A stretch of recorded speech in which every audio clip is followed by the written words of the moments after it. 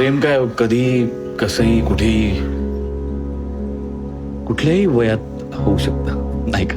पूर्वीच्या काळी कसं होतं की आपल्याला काही ठरवता यायचं नाही, पण आता मुलांनी परस्पर ठरवून टाकलंय, आपण लावून द्यायचं लग्न. मला वाटतं मुलं लहान आहेत अजून, पण लग्नासारखा विषय आहे ना, तडकाफडकी नको निर्णय घ्यायला.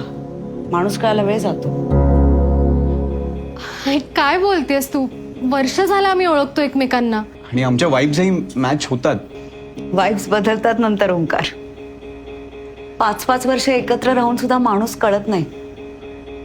तुझ्याशिवाय जगूच शकत नाही म्हणणारे सुद्धा इस्टेटीच्या मोहापायी सोडून निघून जातात.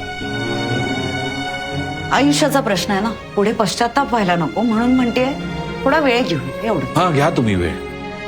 आमच्याकडून प्रेमाला आधी नकार नव्हता आणि यापुढेही असणार नाही.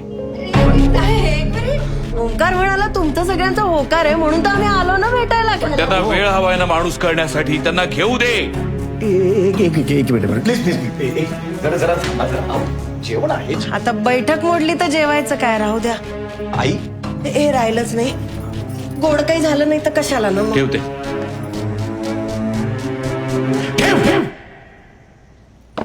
आमच्याकडून गोडवा आधीही कायम होता, पुढेही कायम असेल.